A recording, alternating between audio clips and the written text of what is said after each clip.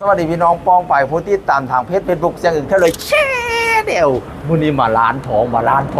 ก็ได้มาซื้อทองดิพี่น้องค่อยนะเอาทองไปจำไว้อยู่โรงจำนำเนี้ยบัดนี้จำไว้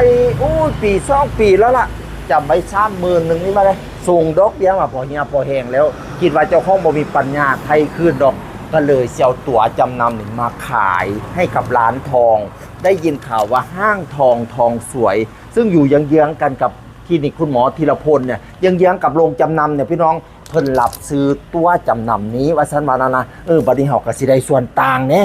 สมมุติว่าเฮาจำไว้30,000มันบ่เฮาขายให้มาขายให้เพิ่นก็สิพาเฮาไปไทยแล้วก็เอาทองนั้นมาขายให้เพิ่นได้ส่วนต่างหลายเติบว่ะเนี่ยเฮาสิไปติดต่อข้างในที่เข้ามาพี่น้องพอแต่เข้าไปในร้านเจเพิ่นก็บริการดียิ้มแย้มแจ่มใสเบาดีเว้ามวนกันทุกคนพนักงานนะพี่น้องผู้ใดน้ำบูดอีกขัดออกเอาแต่คนยิ้มมาบริการพี่บริการน้องคอยกับปรึกษาเพิ่นเนี่ยเจผมไปจำทองไว้อยู่โรงจำนำเนี่ยตัวจำนำผมนะว่าจำไว้32,000 ปีแล้วบ่มีปัญญาไทยดอกว่าได้นะอยากเอาตัวจำนำมาขายให้เจเอาไปไทยให้แน่หันดอกวารณาเพิ่นก็อธิบายดีจริงเสียพนักงานพาไปว่าซั่นมาแล้วเพิ่นก็เอาเงินให้พนักงานแล้วพนักงานก็พาเขาไปลงจำนำไม่ลงจำนำก็อยู่มอเนี่ยนะตึกสีชมพูเนี่ยยังยืนห่างกันกับร้านทองนี่แหละพี่น้องเนี่ยไปลงจำนำแป๊บเดียวแล้วกระไทยทองกลับมาพนักงานเพิ่นกระทือทองพี่น้องวันนี้ค่อยกระทือตัวไทยมาใบเช็ดนะใบเช็ดไทยทองมาเนี้ยกับให้เจเบิงเนี่ยมาทองจำไว้2 ปีแล้วพี่น้องจำ30,000 บาทสมัยนั้นน่ะดอกเบี้ยอีก150 บาทกำลังว่านี่นะทองค่อยนะโอ้ยบ่ได้บ่ายบ่ได้พอกัน2 ปีแล้วกินฮอตจริง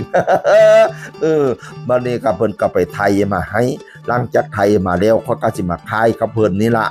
ถ้าเฮาบ่ขายแล้วเฮาสิจำกับเพิ่นต่อกระไรดอกเบี้ยทึกพี่น้องเริ่มต้นที่80 สตางค์เองนะดอกเบี้ยที่ร้านทองห้างทองสวยเนี่ยพี่น้องแต่ว่าค่อยสิขายค่อยสิเอาเงิน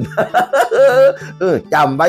30,000เจ้ามาขายทองมันขึ้นเนี่ยนะก็สิได้ส่วนต่างหลายเติบพี่น้องเพิ่นก็ไปสั่งน้ำหนักวัดเปอร์เซ็นต์ทองอะไรเรียบร้อยหลังจากเพิ่นสั่งน้ำหนักเพิ่นวัดเปอร์เซ็นต์ทองแล้วเพิ่นก็คำนวณให้ค่อยนี่นะคุณอึงว่าซั่นคุณอึงไปจำไว้30,000แล้วก็ดอกเบี้ย150 บาทมาขายให้เจ้วันนี้เจ้ให้74,000ซั่นมื้อนั้นเราให้ค่อย74,000พี่น้อง74,000แล้วก็นี่นะจังอึงจะได้ส่วนต่างไป40,000 กว่าวะนะพี่น้อง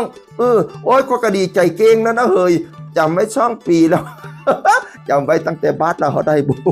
แล้วก็ไทยเอาไปตัดดอกเรื่อยๆบัดนี้ขี้คานตัดดอกค่ายแมมลกว่าแต่ว่าคันสิค่ายให้ลงจำนำเพิ่นบ่ซื้อนะเฮากันนี่นะมาเอาตัวจำนำมาค่ายกับเพิ่นก็สิหาไปไทย